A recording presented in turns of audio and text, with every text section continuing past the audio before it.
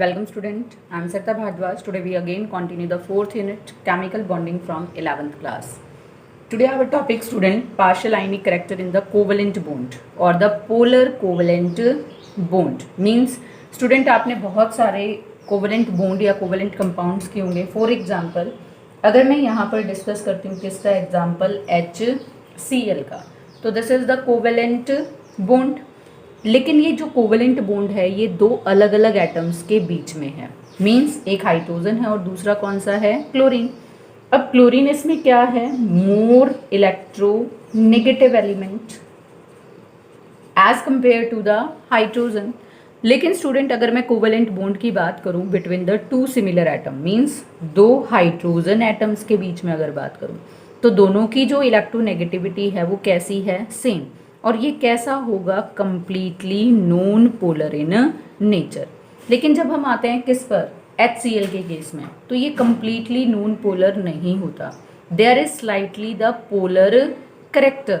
ऐसा क्यों है student, because of the difference in the electronegativity of hydrogen and chlorine और the any of the two bonded atom. Means अगर मैं यहाँ पर क्लोरीन को ज़्यादा इलेक्ट्रोनेगेटिव कंसीडर हम कर रहे हैं तो क्या होगा हमारे पास, that is the partial negative on the chlorine and partial positive on the hydrogen. ऐसा क्यों, because chlorine more electronegative so it attract the bond pair of electrons more towards itself. जिसकी वजह से क्या होगा कि जब शेयर्ड पेयर ऑफ इलेक्ट्रॉन ज़्यादा क्लोरीन की तरफ होंगे तो उस पर क्या होगी, इलेक्ट्रॉन डेंसिटी ज़्यादा होगी. और उस इलेक्ट्रॉन डेंसिटी ज़्यादा को हम किससे शो कर रहे हैं, development of the partial negative charge on it. इस पर इलेक्ट्रॉन डेंसिटी कम हो जाएगी क्योंकि इलेक्ट्रॉन इससे दूर चले गए.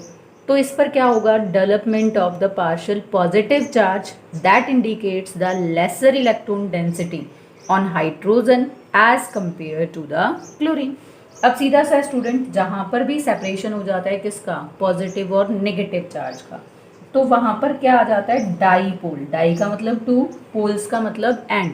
Means there is the separation of the two poles, positive pole and negative pole. और जहाँ पर भी डाईपोल होता है तो ऑटोमेटिकली वहाँ पर क्या आ जाता है, polar character.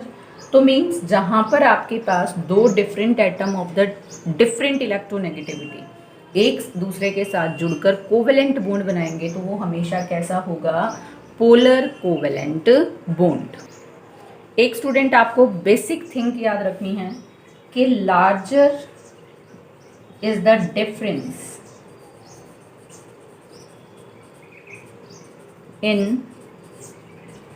electronegativity of two bonded atoms.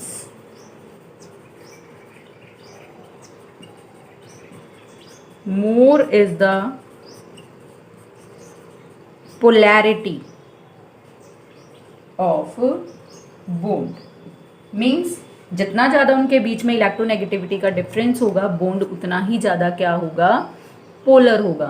Means हम ये भी बोल सकते हैं कि जो हमारे पास HF है और सेकंड मैंने यहाँ पर क्या लिया, HCl, which one is more polar, तो मैं कहूँगी HF is more polar than HCl. Reason, hydrogen दोनों में कॉमन है, सिर्फ डिफरेंस किसका है, फ्लोरीन का और क्लोरीन.